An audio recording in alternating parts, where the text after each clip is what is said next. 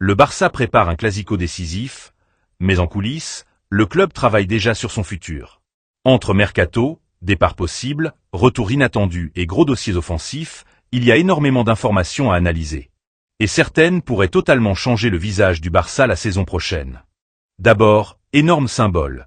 Pedri sera capitaine du FC Barcelone lors du Classico pour la première fois de sa carrière.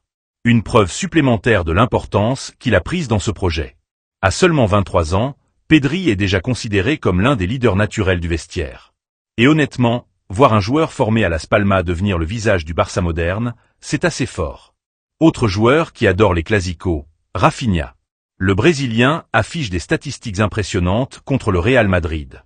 C'est tout simplement l'adversaire qu'il a le plus affronté, celui contre qui il a le plus marqué et aussi celui contre qui il a remporté le plus de victoires, à égalité avec l'Atlético Madrid. En 12 matchs face au Real, il compte déjà 8 victoires. Clairement, Rafinha répond présent dans les grands rendez-vous. Mais pendant que certains brillent, d'autres voient leur avenir devenir très flou. Et c'est le cas de Ferran Torres. Selon plusieurs informations, le FC Barcelone n'a toujours présenté aucune offre de prolongation à Ferran. Aucune négociation n'est en cours. En réalité, le club attend surtout la décision de Robert Lewandowski avant de trancher définitivement. Et la situation est très claire. Si Lewandowski décide de rester, alors le Barça considère que Ferran devra partir. Soit dans le cadre d'un échange, soit via un transfert classique pour aider le club à respecter le fair-play financier. Le problème, c'est que Lewandowski n'a encore pris aucune décision. Le Polonais se sent très bien à Barcelone, aussi bien sportivement que familialement. Mais il possède plusieurs offres importantes. Des clubs de série A comme la Juventus ou Milan sont intéressés, tandis que l'Arabie Saoudite pousse également avec des propositions énormes financièrement.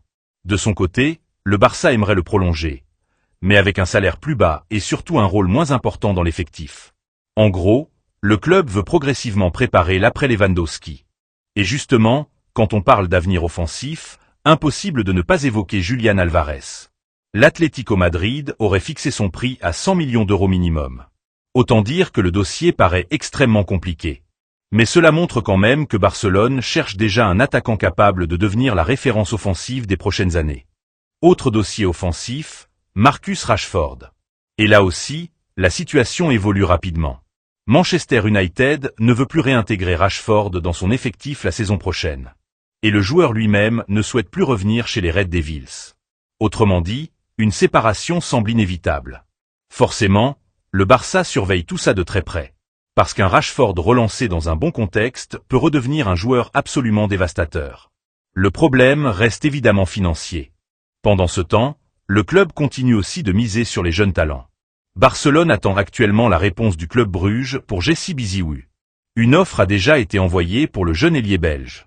Le joueur veut rejoindre le Barça, un accord personnel existe déjà, mais son club hésite encore à le laisser partir. Et puis il y a le dossier Ansu Fati, qui continue de faire parler. Plusieurs sources annonçaient que Monaco allait acheter définitivement Ansu Fati pour environ 11 millions d'euros avec une clause de rachat pour le Barça. Mais Fabrizio Romano a ensuite démenti cette information. Il n'y aurait finalement aucune clause de rachat.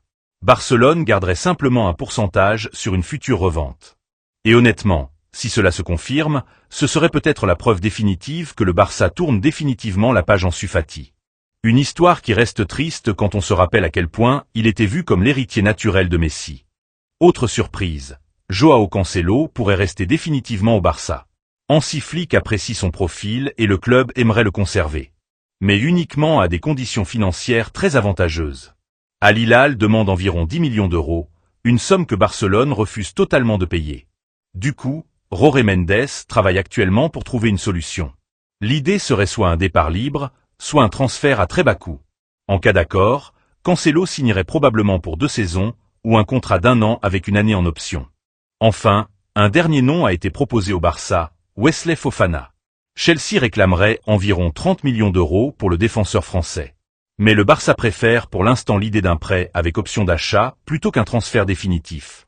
Le club continue donc d'explorer plusieurs pistes défensives avant de prendre une décision. Une chose est sûre, entre les départs possibles, les gros noms surveillés et la volonté de Flick de construire une nouvelle équipe compétitive, le mercato du Barça promet d'être très mouvementé. Et toi, quel joueur voudrais-tu absolument voir au Barça la saison prochaine? Rashford, Julián Álvarez, Cancelo, dis-moi ça en commentaire.